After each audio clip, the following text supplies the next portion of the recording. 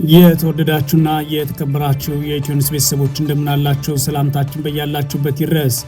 እነሆ አዳዲስና ወቅታዊ መረጃዎችን አዘጋጅተን ወደ እናንተ ማድረስ ጀምረናል። ከኢትዮኒውስ ልዩ መረጃዎች ጋር አብራችሁ እንድትቆዩ ግብዣችን ነው። በቅድሚያም አርዕስተ ዜናዎችን ልንገራችሁ። የኢትዮጵያ መንግስት የትግራይን ህዝብ ለማጥፋት ግልጽ እቅድ አውጥቶ እየሰራ ነው ማለት ህወሓት ከሰሰ። ህልውናችን ለማስጠበቅና ለማረጋገጥ አቅሞቻችን አደራጅተን እንታገላለን በማለት ባወጣው አጭር መግለጫ ሁላችንም በጋራ ቆመን የሚከፈትብንን ጦርነት ለመመከት እንዘጋጁ ማለት ጥሪ አቅርቧል። ህወሓት የብልጽግና አገዛዝ የትግራይን ህዝብ ለማጥፋት ያለመውን እቅድ በቅርብ ጦርነት ከፍቶ ለመጀመር እንደገና አስቧል ብሏል። በዝርዝር እናየዋለን። በጃልመሮ የሚመራው የኦሮሞ ነጻነት ጦር የአብይ አህመድ የብልጽግና አገዛዝ በሰሜን ያቀደውን ጦርነት ከመክፈቱ በፊት አዳዲስ የክፍፍል ካርዶችን ይዞ እየመጣ ነው ሲል አስታወቀ። ጦሩ የአዲስ አበባ ጉዳይ፣ የቄሮ ካርድ፣ የሃይማኖት ካባና የድንበር ግጭት የአገዛዙ ካርዶች ሆነው እየመጡ ነው ያለ ሲሆን በተለይም በአዲስ አበባ ጉዳይ ብልጽግና አዲስ ሰነድ እንዲዘጋጅ ትዕዛዝ ሰጥቷል ሲል አስታውቋል። በዝርዝር እናየዋለን። ትራምፕ ለመፈጸም ያሰቡትን ጥቃት ሲያራዝሙ አሜሪካና ቴህራን የሚጣረሱ መረጃዎችን ለሚዲያዎች እየሰጡ ነው። በሌላ በኩል የብሪታንያው ጠቅላይ ሚኒስትር በትራምፕና በኢራን መካከል ሀገራቸው ንግግር መጀመሩ እንደምታውቅ ተናግረዋል። በዝርዝር እናየዋለን። የተወደዳችሁና የተከበራችሁ የኢትዮኒውስ ቤተሰቦች አብራችሁን ቆዩ። ወደ ዝርዝሩ አልፋለሁ። በጃልመሮ የሚመራው የኦሮሞ ነጻነት ጦር የአብይ አህመድ መንግስት የብልጽግና አገዛዝ በሰሜን ያቀደውን ጦርነት ከመክፈቱ በፊት አዲስ የክፍፍል ካርዶችን ይዞ እየመጣ ነው ሲል አስታወቀም። የአዲስ አበባን ጉዳይ፣ የቄሮ ካርድ፣ የሃይማኖት ካባና የድንበር ግጭት የአገዛዙ ካርዶች ሆነው እየመጡ ነው ያለው ጦሩም በተለይም በአዲስ አበባ ጉዳይ ብልጽግና አዲስ ሰነድ እንዲዘጋጅ ትዕዛዝ ሰጥቷል ብሏል። መጋቢት 14 2018 ዓ.ም ባወጣው መግለጫ የብልጽግና አገዛዝ ህዝብን ለመከፋፈልና ለማጋጨት አዳዲስ ስልቶችን ይዞ እየመጣ ነው ሲል አስጠንቅቋል። የኦሮሞ ነጻነት ጦር ኮማንድ መግለጫ አክሎም አብይ አህመድ የመካከለኛው ምስራቅ ጦርነት ሁኔታ መዝኖና በሰሜን ያቀደውን የራሱን ጦርነት ከመጀመሩ በፊት በሚመጡት ሳምንታትና ወራት ውስጥ ብዙ አነሳሽ እርምጃዎችን ለመውሰድ ተዘጋጅቷል ሲል ከሷል። አብይ አህመድ በዋናነት ሊጠቀመው ያሰበው የአዲስ አበባን ጉዳይ እንደሆነ የጠቀሰው መግለጫው ለዚህም አዲስ አበባን ወደ ኦሮሚያ ማካተት የሚችል ረቂቅ አዋጅ አዘጋጁ በሚል መመሪያ አውርዷል ብሏል። ይህ በኦሮሞና አማራ የፖለቲካ ኃይሎች መካከል ግጭት ለመቀስቀስ የታሰበ ነው ሲል ጦሩ በመግለጫው አስታውቋል። የብልጽግና አገዛዝ ለውጭ ሀገሮች ለማሳየትና የአገዛዙን እድሜ ለማራዘም ሲል የይስሙላ ምርጫ ለማድረግ የተንቀሳቀሰ ነው ያለው የኦሮሞ ነጻነት ጦር በመግለጫው ሆኖም ከ70 በመቶ በላይ የአገሪቱ ክፍል ከማንኛውም የምርጫ ሂደት ውጭ ስለሆነ አብይ አህመድ በጥቂት የከተማ አካባቢዎች ውስጥ ብቻ የይስሙላ ስነ ስርዓት ሊያዘጋጅ ይችላል ብሏል። ይህ አገዛዙ ምርጫን ከወዲሁ ትላልቅና ነጻ ፓርቲዎች ራሳቸውን ከሂደቱ አውጥተዋል አሊያም የፓርቲነት ምዝገባ እንዲሰረዝባቸው ወይም ይህ የአብይ አህመድ ማታለል ለማጋለጥ ሲሉ ብቻ በከተማ ውስጥ ተሳትፏል። ሌሎቹ የአገዛዙ አጃቢዎች ስለሆኑ እውነተኛ ምርጫ አይኖርም ሲል በመግለጫው አስታውቋል። ሌላው አብይ አህመድ ለመጠቀም የተዘጋጀው የቄሮን ካርድ እንደሆነ የጠቀሰው የኦሮሞ ነጻነት ጦር መግለጫ አብይ ጥቂት ግለሰቦችን በመጠቀም የእንቅስቃሴውን ስምና ምልክት ለመያዝና የኦሮሞ ወጣቶችን ለመከፋፈል እየሰራበት ይገኛል ሲል አስታውቋል። ሆኖም ተራ ማታለያዎችን በመጠቀም የአገዛዙ ደጋፊዎችን እንደ ታጋዮች ማስመሰል ፍሬ አያፈራም። ብዙዎቹ ቄሮዎቹ አሁን ላይ በጭቆና ውስጥ ያሉና ስራ አልባ መሆናቸው የታወቀ ነው ብሏል ጦሩ በመግለጫው።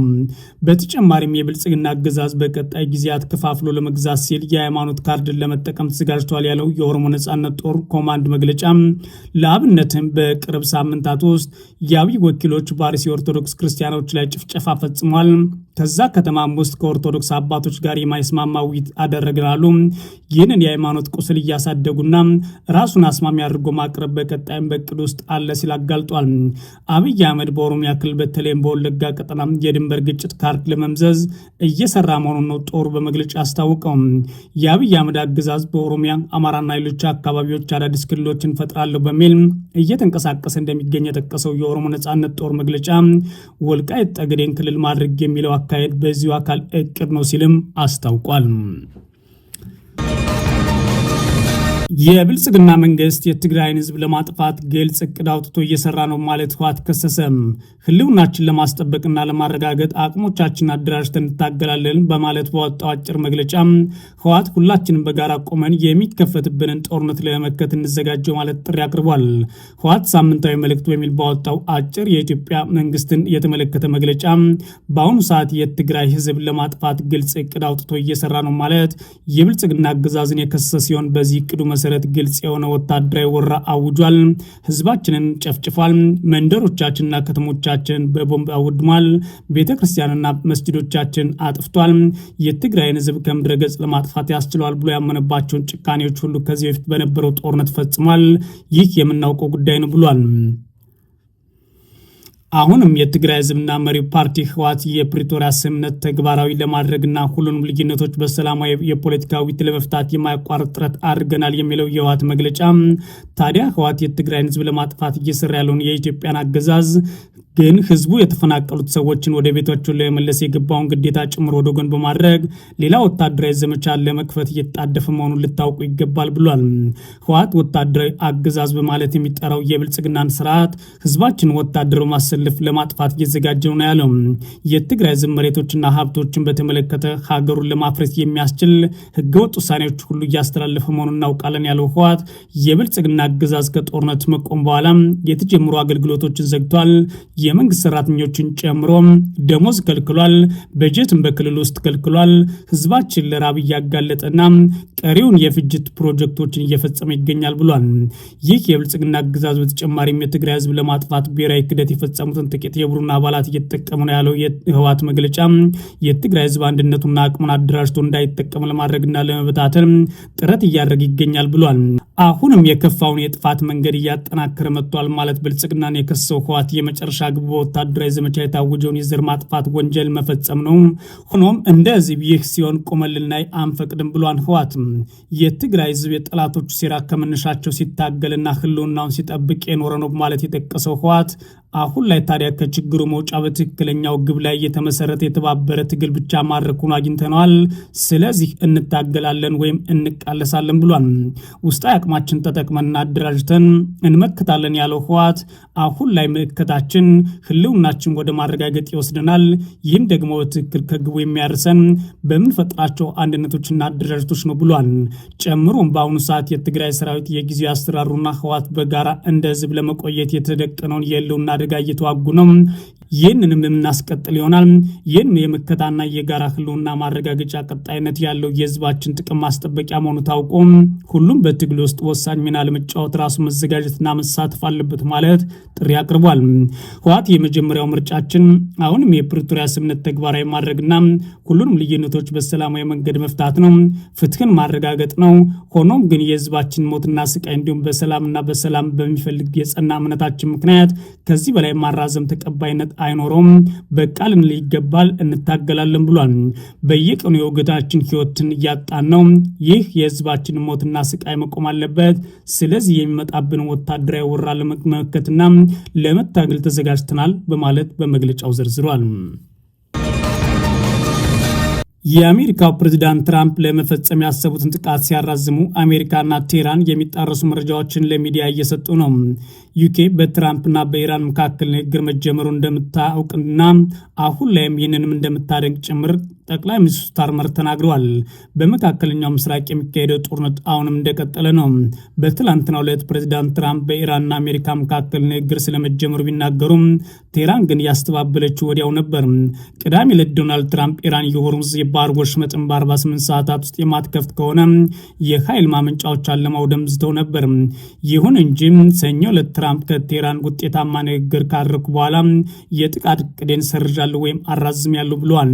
ነገር ግን የኢራን ፓርላማ አፈ ጉባኤ ንግግር ተደርጓል መባሉን አስተባብለው የፈጠራ ወሬ ነው ብለውታል። ከፍተኛ የኢራን ባለስልጣን ግን ለቢቢሲ የአሜሪካ አጋር ሲቢኤስ ኒውስ በአደራዳሪዎች በኩል የመነጋገሪያ ነጥቦች ደርሰውናል፣ እየተመለከትናቸው ነው ሲሉ አምነዋል። ሲቢኤስ ለንግግር ቅድመ ሁኔታ እንጂ ምንም አይነት ድርድር የተካሄደ ስለመሆኑ ወይም እንደሚኖር አያሳይም ሲል ዘግቧል።